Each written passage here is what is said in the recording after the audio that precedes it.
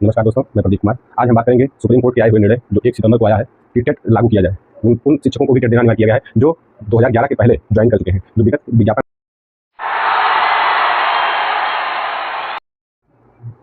नमस्कार दोस्तों, मैं प्रदीप कुमार। आज हम बात करेंगे सुप्रीम कोर्ट के आए हुए निर्णय जो 1 सितंबर को आया है कि टेट लागू किया जाए।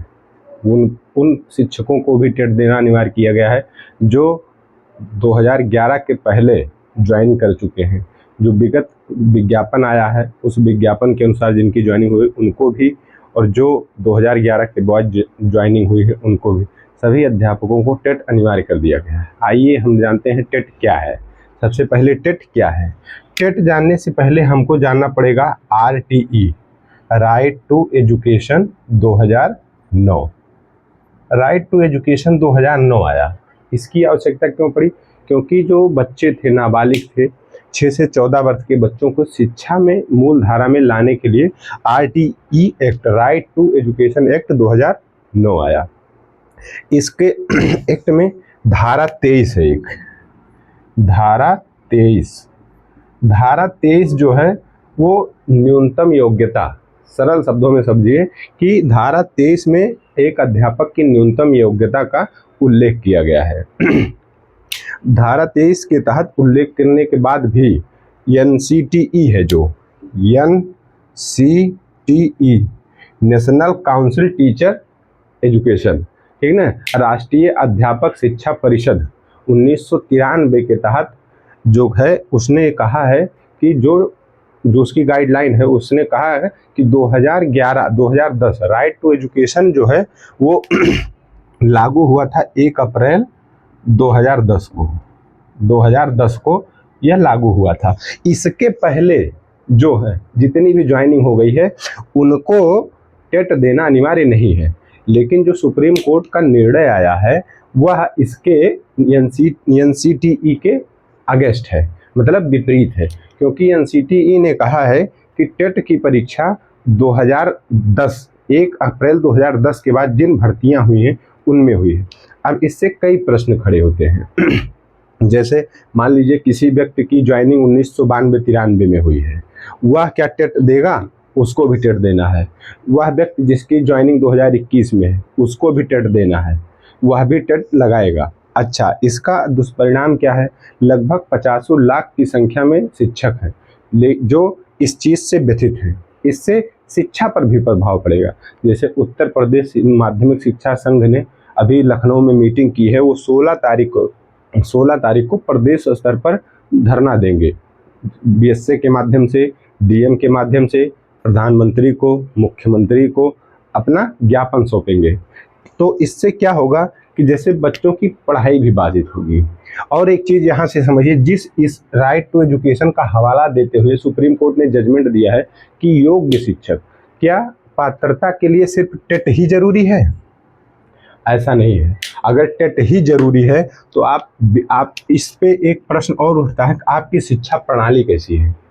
भाई अगर सिर्फ टेट ही है तो B.Ed करता है बच्चा, BA करता है, फिर B.Ed करता है। ऐसा करिए BA बाद ही टेट कर दीजिए, जो टेट क्वालिफाई होगा। अगर टेट परिणाम यही है कि टेट से ही वह योग्य हो जाता है तो आप B.Ed के बाद क्यों लगा रहे हैं उसको? BA बाद टेट लगा दीजिए, MA बाद टेट लगा दीजिए। बहुत से ऐसे छात्र हैं जो PhD किए हैं, टेट नहीं क्वालिफाई हैं।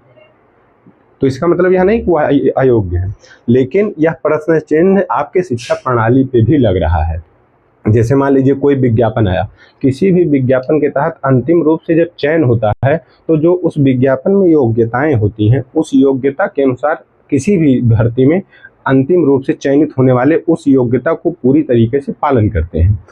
क्या उस योग्यता का पालन करना उस विज्ञापन में संशोधन जो कि निकल चुका है, जैसे 90 में, 92 में, 93 में या 2000 से 2010 तक जो भी विज्ञापन आए हैं, उस विज्ञापन में वह अध्यापक खरा उतरा है या नहीं? अगर वो खरा ना होता तो उसकी ज्वाइनिंग ना होती।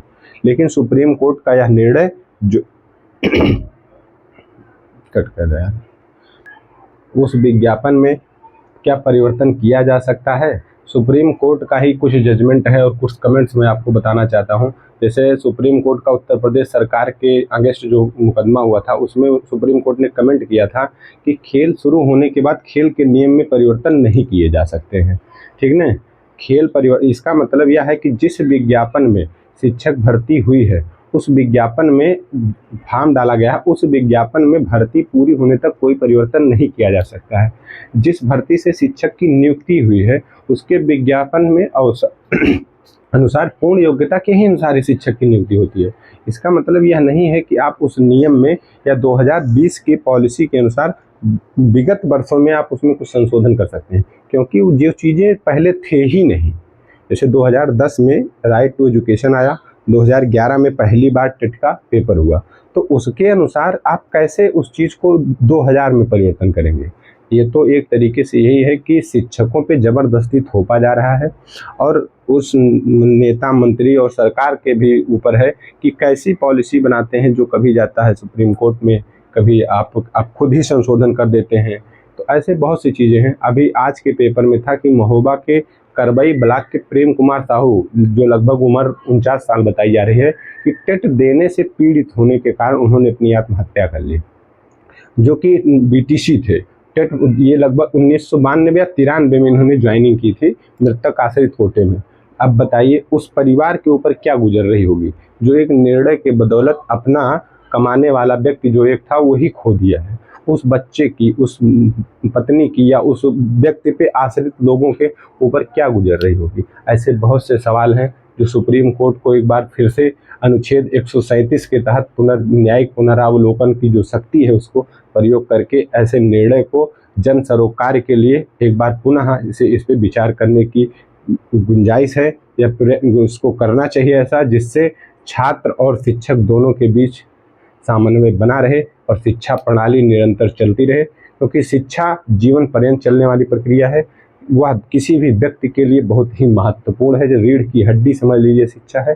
आज के लिए इतना ही, फिर मिलेंगे किसी अन्य टॉपिक पे, तब तक के लिए नमस्कार। सुप्रीम कोर्ट का निर्णय काबिले तारीफ है, स्वागत योग्य है, लेकिन उसी के साथ कुछ और चीज़ें हैं।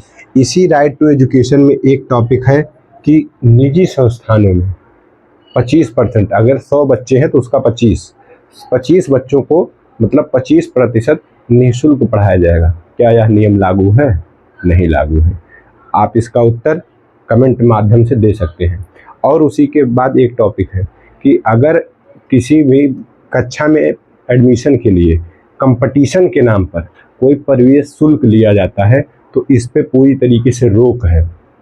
उसकी विद्यालय की मान्यता रद्द हो सकती है, विद्यालय के ऊपर जुर्माना लग सकता है, इसका भी उल्लेख है। लेकिन वर्तमान में अगर आप देखेंगे, प्रवेश के नाम पर CUET central university common university entrance test, ये एक ऐसी संस्था है जो सेंट्रल यूनिवर्सिटियों का या राज्य केंद्रीय विश्वविद्यालय या राज्य विश्वविद्यालय का एंट्रेंस कराती है, और उसके तहत क्या करता है कि एक भारी रकम 1000 रुपये से लेके 1500 रुपये तक, 700 रुपये मिनिमम फीस जो एक सब्जेक्ट से भरेंगे, 700 से लगभग 1200 रुपये फीस वसूली जा रही है। क्या इस चीज़ पे माननीय न्यायालय का ध्यान नहीं गया? इसी के बाद एक टॉपिक है कि जो टीचर हैं वो ट्यूशन नहीं पढ़ाएंगे। आज भी ग्रामीण क्षेत्र में आप देख सकते हैं कि बहुत से ऐसे टीचर हैं जो ट्यूशन भी पढ़ा रहे हैं और विद्यालय में भी पढ़ा रहे हैं। कई बार ऐसी भी घटनाएं सामने आती हैं कि टीचर बच्चे को विद्यालय में टॉर्चर करता है, प्रताड़ित करता है, उसको उसकी द्वेष भावना रखता है, सिर्फ इसलिए रखता है कि बच्चा उसके यहाँ पढ़ने ट्यूशन नहीं जा रहा है। ऐसी बहुत सी चीज़ें हैं जो राइट टू एजुकेशन में है और ज़मीनी स्तर पे उसका बहुत थोड़ा सा प्रभाव है या नहीं है। ऐसे में माननीय न्यायपालिका से, माननीय सर्वोच्च न्यायालय से निवेदन है कि राइट टू एजुकेशन के जो प्रावधान है उसको पूर्ण रूप से लागू कराया जाए। इसी के साथ नमस्कार। अगर हमारी बात सही लगे तो चैनल को लाइक करें, सब्सक्राइब करें, ज़्यादा से ज़्यादा शेयर करें और अपने विचार कमेंट के माध्यम से ज़रूर दें, क्योंकि आपका विचार ही हमारे लिए प्रेरणा स्रोत होगा।